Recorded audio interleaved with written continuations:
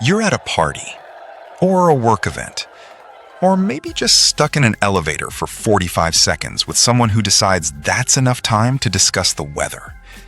And something happens inside you that you can't quite explain.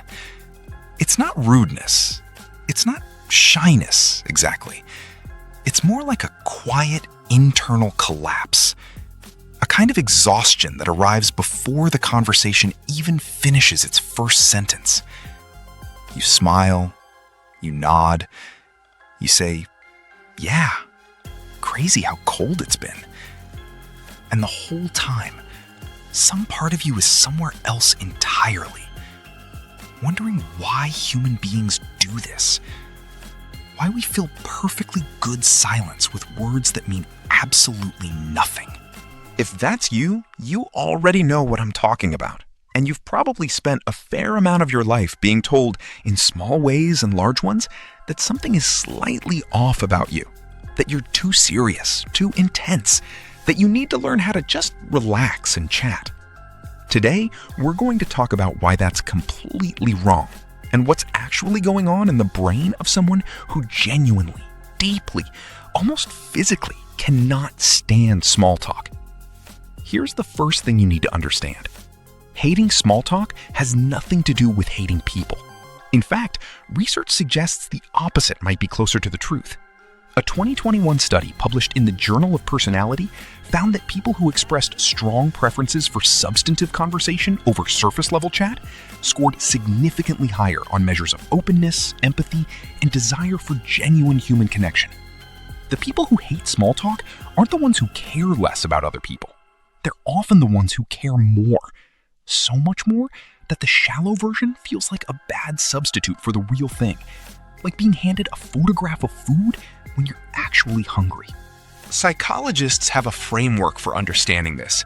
It's called need for cognition. Some people are energized by mentally engaging material.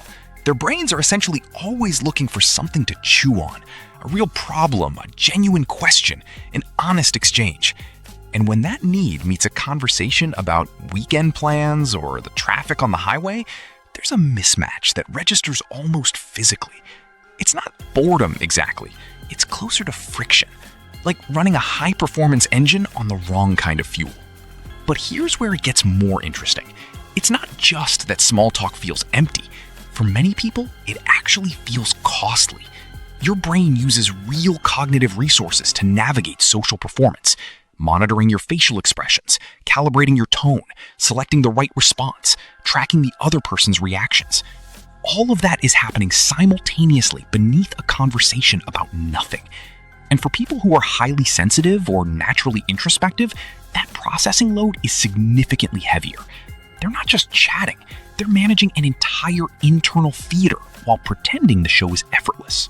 Neuroscientist Matthew Lieberman, whose work at UCLA has become foundational in social neuroscience, found that social pain and social effort activate many of the same brain regions as physical discomfort, which means for certain people, forced superficial interaction isn't just annoying, it's genuinely taxing in ways that leave a real residue of fatigue. You're not being dramatic when you say that an hour of small talk at a networking event leaves you exhausted. Your brain actually did hard labor. And there's something else worth naming. People who hate small talk often have a complicated relationship with inauthenticity. For them, saying things they don't mean, performing interest they don't feel, filling silence with sounds instead of substance, it doesn't just feel pointless, it feels like a small betrayal of the other person who deserves a real conversation, of themselves who know they're capable of one. There's an integrity mismatch at the core of it, and that mismatch accumulates over time into something that can start to feel like loneliness, even in rooms full of people. Because here's the painful paradox at the center of all this. The people who hate small talk are often desperately craving connection. Not less connection, more. They just can't get there through the conventional route. They need the conversation to go somewhere real before they can fully show up in it.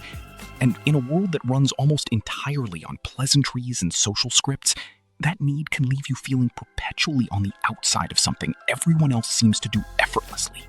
A study from the University of Arizona, conducted by researcher Matthias Mayle, followed participants through their daily conversations and measured their well-being alongside the depth of those conversations. The results were striking. People who engaged in more substantive conversations, not small talk, but real exchanges, reported significantly higher levels of happiness and life satisfaction. The connection between depth of conversation and quality of life was direct and measurable. Small talk wasn't neutral for these people. It was actively unsatisfying in a way that added up. Now, some people reading this might wonder whether avoiding small talk is actually a problem, whether it closes doors, limits opportunities, makes life harder. And the honest answer is sometimes yes. There are social contexts where the ability to move comfortably through surface conversation is a genuine practical skill. Job interviews that start with casual chat, first impressions that require a warming up period before anything real can happen. Small talk, for all its emptiness, is often the door you have to walk through to get to the room you actually want to be in. But knowing that doesn't make it feel less exhausting. And it doesn't mean you're broken for needing what's on the other side of that door more urgently than the door itself. The goal isn't to pretend you love pleasantries. It's to understand why you don't, so you stop spending energy being ashamed of something that is simply a feature of how your mind works. Because the truth is, people who hate small talk tend to be extraordinary listeners when conversation goes somewhere real. They remember what you said 3 months ago. They ask the follow-up question nobody else thought to ask. They're the ones people call at 2 a.m. when something actually matters, not because they're available, but because they're present in a way that most people simply aren't. That depth didn't come from nowhere. It came from a lifetime of waiting for conversations to become worth having. You're not antisocial. You're not difficult. You're not failing at some basic human skill everyone else has mastered without effort. You're someone whose capacity for connection runs deep enough that the shallow end genuinely doesn't reach you. And in a world that often mistakes noise for warmth and volume for meaning, that makes you rarer than you know. If this is the kind of psychology that makes you feel understood, subscribe, because that's exactly what this channel is here for. And if you want to go deeper, the next video is going to explain why the people who feel everything too deeply aren't too sensitive. They're actually wired for something most people never access. Click it. You'll see exactly what I mean.